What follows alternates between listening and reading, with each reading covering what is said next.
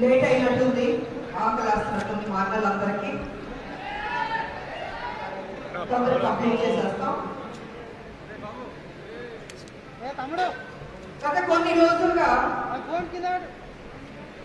ఒడ్ల మీద పంచాయతీ చేస్తున్నారు కేసీఆర్ గారు. అంటే కేంద్రం కొనాలి అని ఈయన, కేంద్రమేమో నేను కొనని చెప్పాను అని కేంద్రం. సో ఈ ఘర్షణ అన్నది జరుగుతుంది. అసలు ఎందుకు ఈ ఘర్షణ వచ్చింది? ఈ ఒడ్ల పంచాయతీ ఎందుకు వచ్చింది? నేను ఒక విషయం మిమ్మల్ని నేను అడగదలుచుకున్నాను. ఇది ప్రతి సంవత్సరం యావత్ తెలంగాణలో అన్ని జిల్లాల్లో జరిగే ప్రక్రియ కదా. 2014లో తెలంగాణ రాష్ట్రానికి సీఎం కేసీఆర్ గారు ముఖ్యమంత్రి అయ్యారు. అదే 2014లో కేంద్రంలో నరేంద్ర మోడీ గారు ప్రధానమంత్రి అయ్యారు. మరి 2014 నుంచి 2021 వరకు 22 వరకు ప్రతి సంవత్సరం రైతులు పండించే ధాన్యాన్ని కొనుగోలు చేసేది ఉందా లేదా?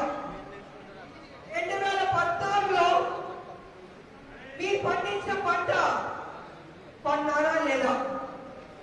కొన్నారా లేదా? 15లో కొన్నారా లేదా? కొంచెం గట్టిగా చెప్పాలి మీరు, ఎందుకంటే ఇవాళ రైతు సదస్సు మీకోసం వచ్చాను. మీ సమస్య పరిష్కారం అవ్వాలి. 2017లో కొన్నారా లేదా?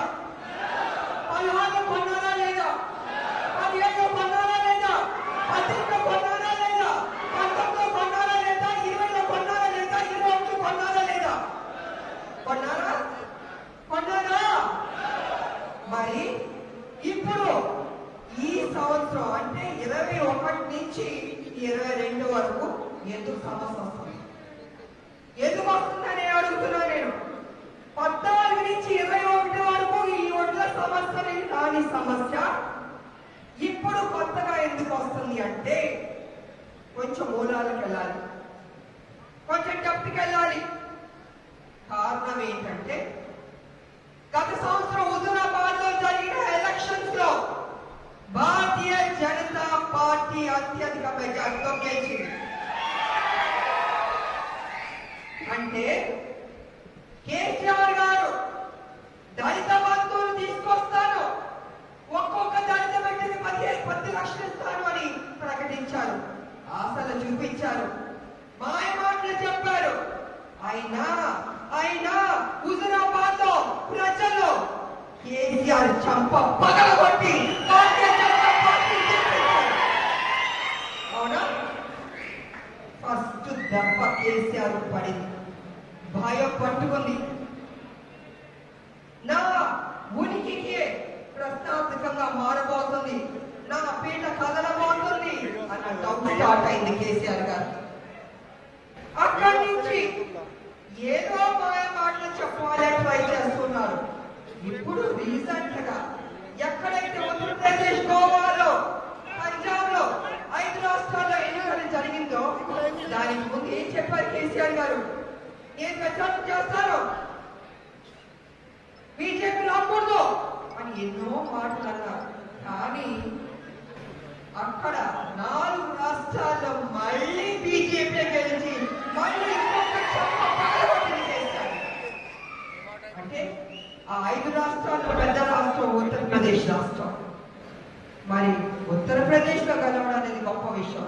సో ఆ 4 రాష్ట్రాలు గెలిచేటప్పటికి కేసీఆర్ భయపట్టుకుని ఇక తెలంగాణలో భారతీయ జనతా పార్టీ కేంద్రంలో ఉన్న పెద్దలు బాగా వేస్తారు, నా నడ్డ ఎదుర్కొడతారు, నేను ఏదైతే 1,00,000 కోట్ల దోపిడీ చేశానో అవన్నీ బయట పడతారు, ప్రజలకి నా బండారం తెలిసిపోతాను భయం పట్టుకుంది.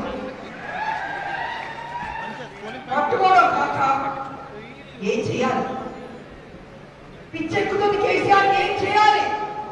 ఈ సమస్య నుంచి ఎలా బయటపడాలని మేధో మదనం చేసుకుంటూ కావచ్చు పిచ్చెక్కిపోతుంది. పాపం అన్న కదా కేసీఆర్ అన్న బాగా తెలుసు ఆయన గురించి. ఇక ఆయనకు ఒక కారణం కావాలి, ఒకళ్ళ మీద నిందెయ్యాలి. ఏ రకంగా అంటే రైతుల్ని అడ్డు పెట్టుకుని ఆయన వెనకాల రాజకీయం చేయాలి. మరి ఏ రకంగా రాజకీయాలు చేయాలంటే కొంచెం మనం ఫ్లాష్ బ్యాక్కి వెళ్ళాలి, పంజాబ్కి వెళ్ళాలి. పంజాబ్లో రైతులు సంవత్సరం వరకు ఉద్యమం చేశారు. దేని ఉద్యమం చేశారంటే ఈ రైతు చట్టాలు మోడీ గారు తీసుకొచ్చారు. నేను ఇప్పుడు చెప్తున్నాను, రైతు చట్టాలు ఏదైతే మోడీ గారు తీసుకొచ్చారో అద్భుతమైన చట్టాలు, అది పనికిమాలిన చట్టాలు కాదు, కరెక్ట్ అయిన చట్టాలు, రైతుల జీవితం మార్చే చట్టాలు ఇప్పుడు నేను చెప్తున్నాను. కానీ అక్కడ ఏమైంది తెలుసా, రైతుల్ని ముందు పెట్టి, రైతులు పాపం కొన్ని సందర్భాల్లో అమాయకులుగానే ఉంటారు.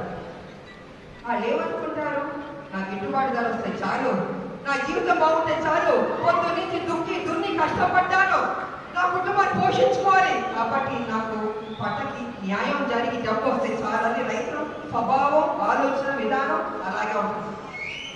కానీ అక్కడ ఏం చేశారంటే ఎవరెవరు తోడు దొంగలు, పాకిస్తాన్, కాంగ్రెస్, ఇంకెవరు దళారులు, ఆ ముగ్గురు కలిసి ఏదైతే మోడీ గారు తీసుకొచ్చిన చట్టాలు ఉండకూడదని కంకణం కట్టుకుని అది ఆ చట్టాలు తీసే వరకు ఉద్యమం చేస్తారు.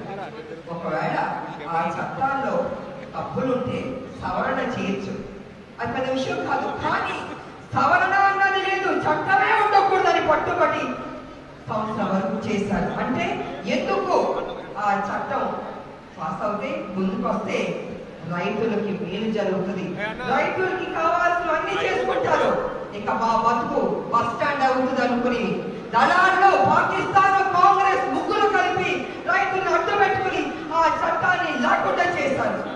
మోడీ గారు పెద్ద మనిషి ఏమన్నారు, ప్రధానమంత్రి గారు, నేను రైతులకి చెడు చేయాలని నేను ఎప్పుడు అనుకోలేదు, రైతులకు మేలు చేయాలనుకున్నాను, అందుకే ఈ చట్టాలు తీసుకొచ్చాను. నిజంగా మీకు నచ్చకపోతే అంటే నేను చెప్పే దాంట్లో మీకు అర్థం కావలేదా, మిమ్మల్ని నేను ఇంప్రెస్ చేయలేకపోయినా, మీకు అర్థమయ్యేటట్టు చెప్పలేకపోయినా అనుకుని ఆయన బాధపడి, సరే మీకు నచ్చినప్పుడు నేను ఈ చట్టం తీసుకున్నాను అని ఆయన మీకు అన్నం పెట్టి క్షమాపణ చెప్పారు మోడీ గారు, ప్రధానమంత్రి గారు. అది పెద్ద మనిషి కాదు, ప్రధానమంత్రి గారు. సో అక్కడ అది చేశారు. ఆ తర్వాత ఇంకొక సంఘటన జరిగింది ఏంటంటే ఆగస్ట్ 26 రిపబ్లిక్ డే నాడు అక్కడితో ఆగలేదు. పాకిస్తాన్, కాంగ్రెస్ దళాలు భారతదేశం యొక్క పరువు తీయాలనుకుని ఏం చేశారంటే ఆ రోజు జెండా ఆవిష్కరించిన తర్వాత మోడీ గారు వీళ్ళు వెళ్ళిపోయి రైతుల పేరుతో ముసుగుతో, రైతన్నలు కాదు రైతు పేరుతో ముసుగేసుకుని ఎవరైతే పాకిస్తాన్ వీళ్ళందరూ కుట్రదారులు ఉన్నారో, దేశాన్ని ముక్కలు చేయాలి, దేశాన్ని పరువు తీయాలనుకున్నారో వాళ్ళందరూ ట్రాక్టర్లు వేసుకుని మనుషుల మీద ట్రాక్టర్లు ఇచ్చి పోలీసుల మీద గుద్దాలని చూసుకుని ఏదైతే భారతదేశం యొక్క జెండా ఉంది ఆ జెండాను తీసి వాళ్ళ చట్టాన్ని ఎక్కించుకున్నారు. అంటే రైతులు భారతదేశం యొక్క జెండా పీకేస్తారా, వీళ్ళ జెండా వెక్కేస్తారా చెప్పడం జరుగుతుందా? రైతులు చేయరు, రైతులు ఏనాటికి చేయరు. వాళ్ళ పంట గురించి మాట్లాడతారు కానీ రౌడీలు, గుండాలు, టెర్రరిస్టులకు మాత్రం రైతులు చేయరు. కానీ వాళ్ళందరూ కుట్ర చేసి మొత్తానికి ఆ చట్టం ఉండకూడదు, దేశ పరువు పోవాలి, మోడీ గారికి చెడ్డ పేరు రావాలని ఎన్ని కుట్రలు చేస్తారు అక్కడ ఢిల్లీలో, పంజాబ్కు సంబంధించింది. ఇంకా ఆ సంఘటన జరిగింది, అది అక్కడ కుట్ర, ఫస్ట్ కుట్ర. కాబట్టి కేసీఆర్ గారు ఏమంటారు, నేను పంజాబ్ ఫాలో అవుతున్నావు అంటే అక్కడ ఫార్ములాని ఇక్కడ తీసుకొచ్చి రైతులకి చూసారా, రైతులారా మోడీ గారు మోసం, మోడీ గారు మన ఒడ్లు కొట్టలేదు, మోడీ గారు మనం బాయిల్ రైస్ కొట్టలేదు, మోడీ గారు మన న్యాయం చేయట్లేదు మన రైతులకి, మోడీ గారు మంచిది కాదు, భారతీయ జనతా పార్టీ మంచిది కాదు, దురవల పార్టీ అని ఎన్ని నిందలేయాలో వేస్తూనే ఉన్నారు. మీకు బీజేపీ మీద కోపం రావడానికే కేసీఆర్ చేస్తున్న కుట్ర ఇది ముమ్మాటికి నిజం. ఇక ఆ ముక్క తీసుకొచ్చి ఇక్కడ పెట్టాలని నేను అడుగుతున్నా మిమ్మల్ని, కేంద్రం మీరేమి కొనలేదా? మీరు పండించే ప్రతి గింజ కొనలేదా? టార్పాలు కొనలేదా? గోడు సంచులు కొనలేదా? కాంటాలు కొనలేదా? లేకపోతే మీరు ఏదైతే లారీలో లోడ్ లెక్కిస్తున్నారో ఆ లారీ ఇంకో చోట దింపుతుందో వాటి కూడా డబ్బుకి ఇవ్వట్లేదా? గోడానికి ఇవ్వట్లేదా? అన్నిటికీ కేంద్రం ప్రతి పైసా ఇస్తుంది, ప్రతి పైసాతో కొంటుంది. మీరు ఇవాళ కేంద్రం ఏమంటుందంటే మీరు ఎంత బియ్యం ఇవ్వండి మేము తీసుకుంటాం, కానీ బాయిల్డ్ రైస్ మాత్రం ఇవ్వద్దని చెప్తుంది. ఎందుకు వద్దని చెప్తుంది అంటే కేరళలో తమిళనాడులోనే కొంతమంది అక్కడ 2 రాష్ట్రాల్లో కొంచెం బాయిల్డ్ రైస్ తింటారు, ఇంకా చోట్ల ఎక్కడ తినరు. మరి వాళ్ళేమో మాకు వద్దు మీరు రైస్ ఇవ్వండి తీసుకుంటాం అంటారు. మరి ఏం చేస్తారు కేంద్రం? కేంద్రం దగ్గర కూడా బాయిల్డ్ రైస్ ఫుల్గా స్టాక్ ఉంది. మనకి అన్నం పెడతారు తింటాం, ఇంకొంచెం పెడతారు తింటాం, ఇంక నరాలు పడితే చాలు మేము తిన్న కడుపు నిండిపోయింది వాంతి వచ్చేటట్టుంది అంటాం. అదే విధంగా మీరు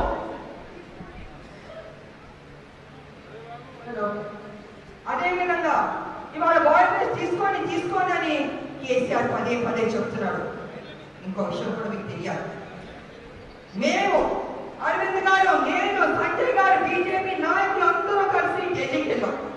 పీయూష్ గోయల్ గారిని కలిసాం. అయ్యా పీయూష్ గోయల్ గారు, ఏమిటండి లొల్లి జరుగుతుంది తెలంగాణలో, అసలు ఏం జరుగుతుంది, మీరు తీసుకుంటారా తీసుకోరా ఏమని చెప్పారు కేసీఆర్ గారు అంటే మేమందరం చూసాం. పీయూష్ గోయల్ గారు లెటర్ చూపించి కేసీఆర్ గారు సంతకం చూపించారు.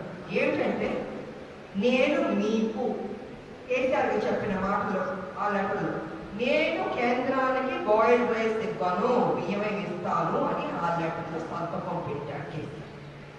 మరి అక్కడ సంతకం పెట్టిన మనిషి ఇక్కడికి ఎందుకు వచ్చి ఉల్టా చేసి రివర్స్ లో మాట్లాడతారంటే ఏమీ లేదండి, just simple Bharatiya Janata party బలపడుతుంది, తెలంగాణలో రాబోతుంది, తెలంగాణలో రాకుండా అడ్డుకోవాలి, భారతీయ జనతా పార్టీ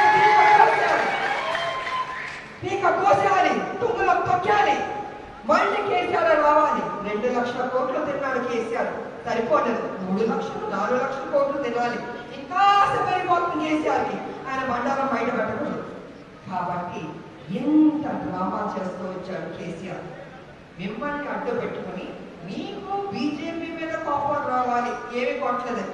14 నుంచి 22 వరకు ప్రతిదీ బీజేపీ మీ దగ్గర కేంద్రం కొంటుంటే మీ పండించింది ఎఫ్డీఐకి ఇస్తే ప్రతి ఒడ్డు కొంటుంటే ఇవాళ ఎందుకు సమస్య వచ్చిందంటే కారణం కేసీఆర్ గారు.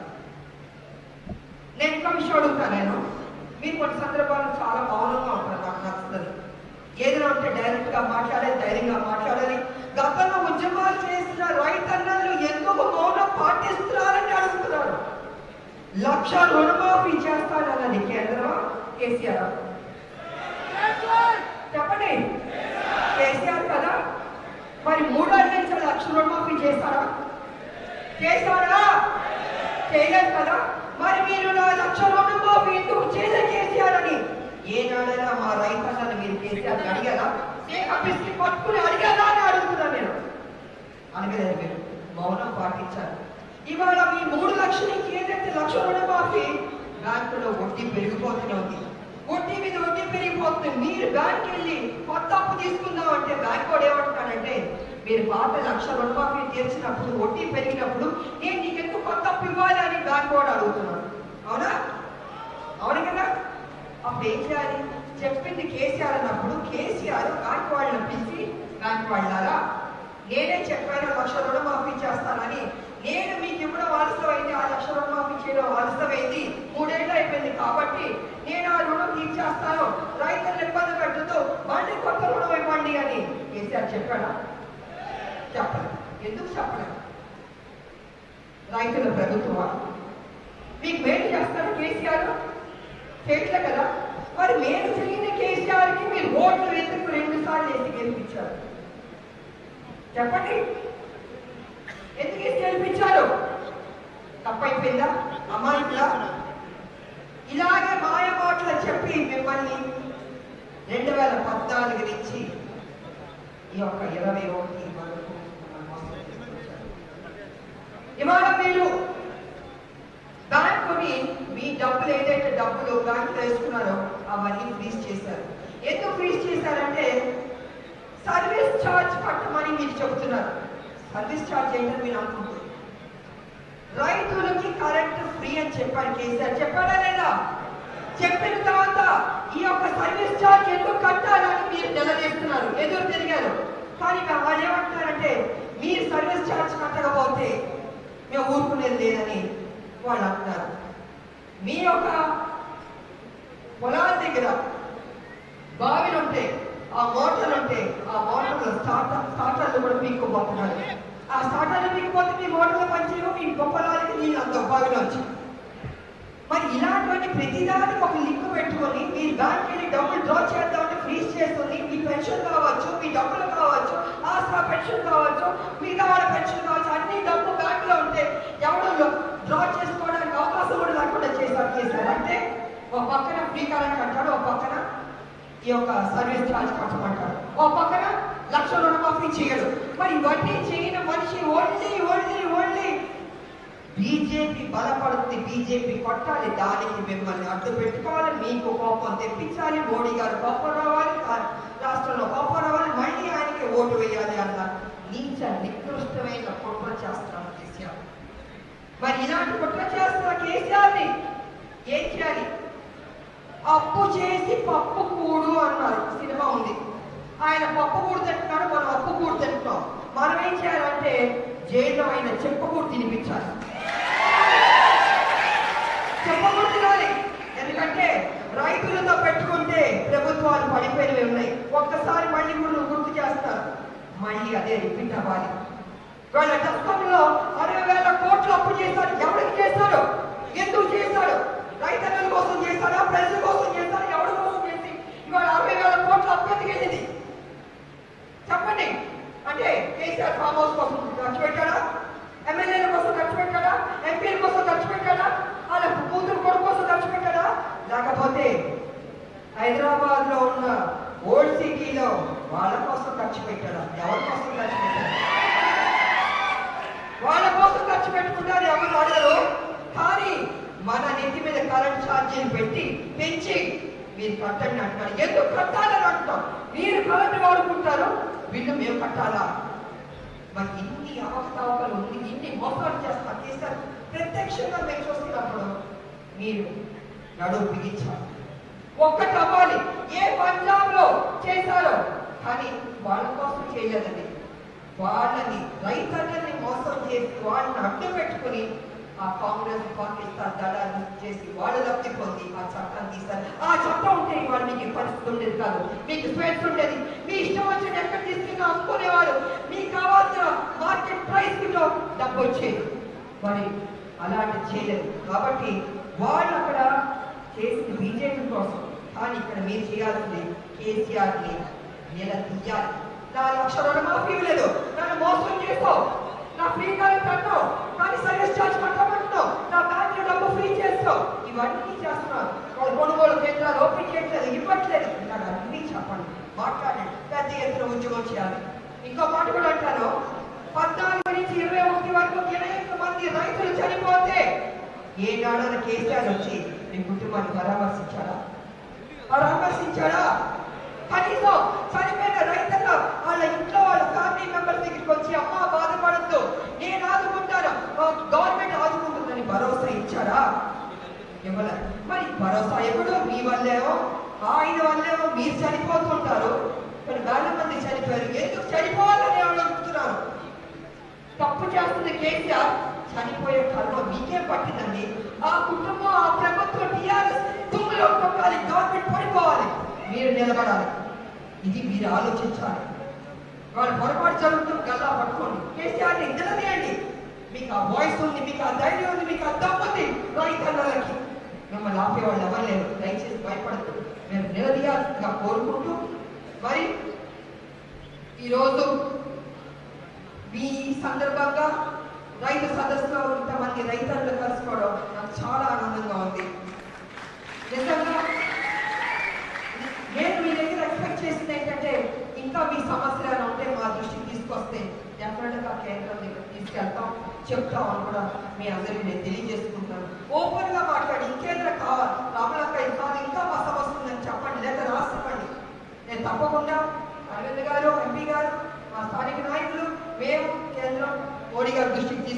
చెప్తాం. ఇదే సమస్య అంటే ఈ సమస్య మీద పోరాడదాం. మీరు ఎంత పెద్ద ఎత్తున పోరాటం చేయండి. మీకోసం భారతీయ జనతా పార్టీ సపోర్ట్ చేస్తుంది, నిలబడుతుంది. మీ పోరాటంతో ముందు పడుతుంది కూడా ఈ సందర్భంగా తెలియజేసుకుంటూ నాకు ఈ అవకాశం ఇచ్చి. హాయ్ ఫ్రెండ్స్, మా టుడే టుమారో యూట్యూబ్ ఛానల్ చూస్తున్నందుకు చాలా థ్యాంక్స్. మరిన్ని లేటెస్ట్ వీడియోస్ కోసం వెంటనే సబ్స్క్రైబ్ చేయండి. అలాగే ఈ బెల్ ని కూడా రింగ్ చేసేయండి. మా నోటిఫికేషన్స్ అన్ని మీ మొబైల్లో వస్తాయి. అలాగే మా వీడియోస్ మీకు నచ్చితే లైక్ చేయండి, షేర్ చేయండి, నచ్చకపోతే కామెంట్ చేయండి.